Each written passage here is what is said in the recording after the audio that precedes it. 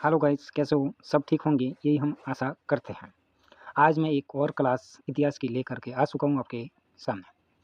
BSTC के साथियों के लिए सुनहरा मौका है कि इन क्लासों को दर क्लास देखते रहिएगा। एक क्लास के पीछे एक क्लास ज़रूर आपको प्रश्न देखने को मिलेंगे। जितने भी बीएसटीसी के साथी हैं उनको तो फ़ायदा है ही है, साथ ही राजस्थान के किसी भी एग्ज़ाम की तैयारी करने वालों के लिए भी ये महत्वपूर्ण सीरीज़ हो सकती है। ठीक है, शुरू करते हैं। पहला प्रश्न, अलाउद्दीन खिलजी ने राजस्थान में सर्वप्रथम किस राज्य पर अधिकार किया था? अलाउद्दीन ने राजस्थान में सर्वप्रथम किस राज्य पर अधिकार किया था? तो साथियों, सबसे पहले इन्होंने रणथंभौर पर अधिकार करा था 1301 में, और सबसे पहले राजस्थान का पहला शाखा भी हम रणथंभौर में ही हुआ था। ठीक है। नेक्स्ट प्रश्न है, वह शासक कौन था जिसके शासनकाल को स्वान शासनकाल का स्वर्ण काल कहा जाता है? स्वानों के कई महान शासक हुए, उसमें एक शासक हुए थे जिनका नाम बिसलदेव चौहान था। इन्हें इन बिसलदेव के जो शासनकाल है इनको स्वर्ण काल कहा जाता है, स्वान वंश का। क्यों? क्योंकि ये इनका राज्य दिल्ली तक विस्तृत हो चुका था। कहाँ तक? दिल्ली तक इनका राज्य भी विस्तृत था।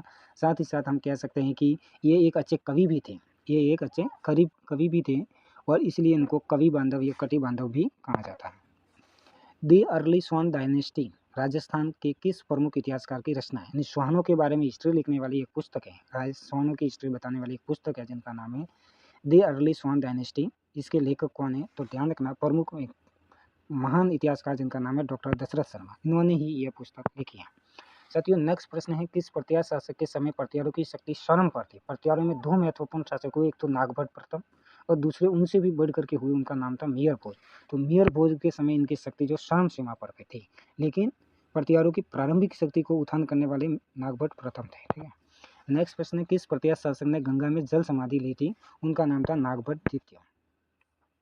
साथियों, नेक्स्ट प्रश्न है, रणथंभौर ठीक है, महानूर नैंची द्वारा उल्लिखित गुर्जर प्रत्यारों की सभी शाखाओं में से कौन सी प्रमुख दो शाखाएं? यानी महानूर नैंची ने अपने ख्यात में गुर्जर प्रत्यारों की सभी शाखाओं का उल्लेख किया, जिसमें दो प्रमुख शाखाएं राजस्थान में थी। उनका नाम था एक मंडोर जोधपुर की, एक भीनमाल शाखा। दो शाखाएं थी गुर्जर प्रत्यारों की। कृष्ण दिवस किस रियासत से संबंधित हैं? तो साथियों, कृष्ण दिवस जो है बीकानेर रियासत से, जोधपुर रियासत से संबंध रखता है। ठीक है साथियों, जोधपुर रियासत।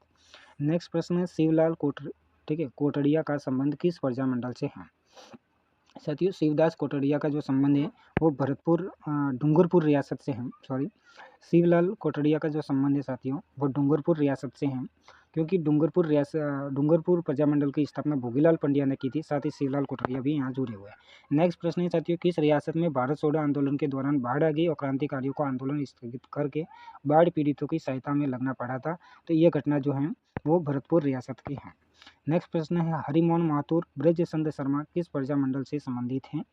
तो ये अपने बूंदी प्रजामंडल से हैं। साथियों, बूंदी प्रजामंडल की स्थापना ऋषिदत्त मेहता ने की थी, जबकि हरिमोहन माथुर और ब्रजचंद्र शर्मा बूंदी रियासत में प्रजामंडल आंदोलन में महत्वपूर्ण भूमिका निभाने वाले थे। नेक्स्ट प्रश्न है, बीरबल दिवस किस रियासत से संबंधित है? साथियों, बीकानेर में बीरबल दिवस मनाया गया था। नेक्स्ट प्रश्न है, किस प्रजामंडल को राजघराने का समर्थन प्राप्त था? तो झालावाड़ा जो प्रजामंडल की स्थापना हुई, इसमें जो है वो राजघराने का समर्थन उनको प्राप्त था।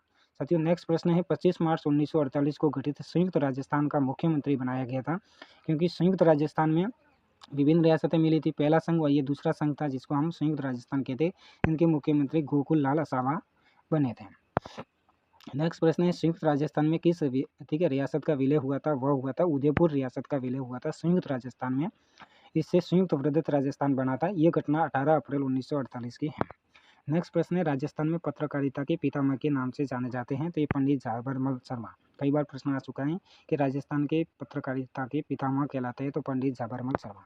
नेक्स्ट प्रश्न है, सिडावा का गांधी किसे कहा जाता है? प्यारे लाल गुप्ता जो हैं, इन्हें हम सिडावा का गांधी कहते हैं।